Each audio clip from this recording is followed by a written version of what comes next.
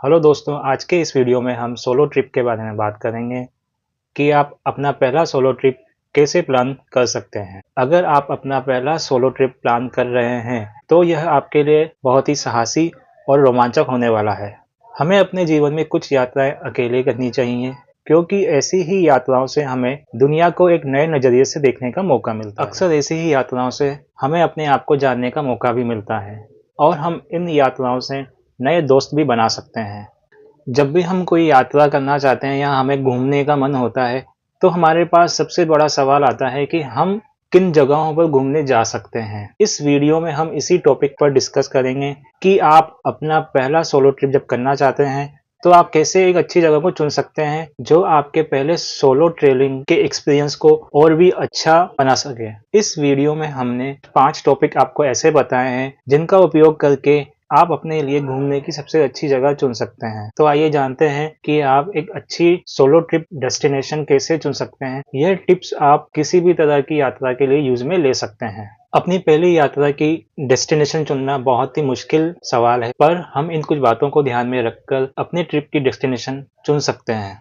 What you need, आप अपनी यात्रा से क्या चाहते हैं, या कह सकते हैं आप ये यात्रा क्यों करना चाहते हैं। किसी भी यात्रा को शुरू करने से पहले आपको ये सवाल अपने आप से पूछना चाहिए कि आप ट्रेवल क्यों करना चाहते हैं, क्योंकि इसी से आपको अपनी ट्रेवल डेस्टिनेशन चुनने में काफ़ी मदद मिलेगी। जैसे आप अगर प्रकृति से जुड़ना चाहते हैं तो ऐसी जगहों को चुनें जहां पहाड़, नदियां, जंगल ऐसी जगहें हो, या आप एडवेंचर यात्रा करना चाहते हैं, या आप इसलिए यात्रा करना चाहते हैं कि आप अपने काम से थोड़ा दूर जाकर रिलैक्स फील कर सकें। हर तरह की यात्रा का अपना अपना मकसद होता है, इसलिए जब भी आप अपना ट्रेवल प्लान बनाएं तो अपना मोटिव हमेशा साफ रखें कि आपको यह यात्रा किस लिए करनी है। अगर आपको यह पता होगा कि यह यात्रा आपको किस लिए करनी है तो आपको अपनी ट्रेवल डेस्टिनेशन चुनने में काफ़ी मदद मिलेगी। सेकंड पॉइंट है बजट का, क्योंकि किसी भी यात्रा को करने के लिए सबसे ज़रूरी चीज़ों में से एक है बजट, क्योंकि बजट डेस्टिनेशन को चुनने में काफ़ी मदद करता है और ये डिसाइड करता है कि आप किस तरह की यात्रा करना चाहते हैं। जैसे कि हम सोलो ट्रेवलिंग की बात करें तो सोलो ट्रेवलिंग में काफ़ी कम बजट में भी यात्रा कर सकते हैं और काफ़ी हाई बजट में भी यात्रा कर सकते हैं, क्योंकि बजट के अनुसार ही आप अपने होटल, ट्रांसपोर्टेशन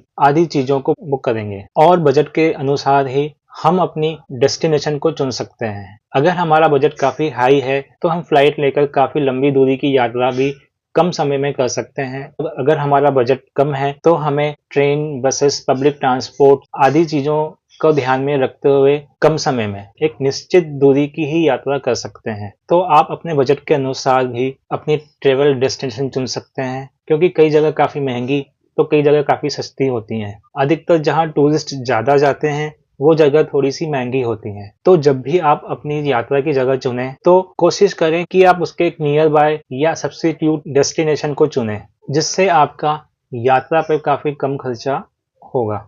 तीसरा मेन पॉइंट है समय। जैसा कि हमने पिछले पॉइंट में बात की थी कि समय का भी आपके ट्रेवल डेस्टिनेशन चुनने में काफ़ी ज़्यादा महत्व होता है।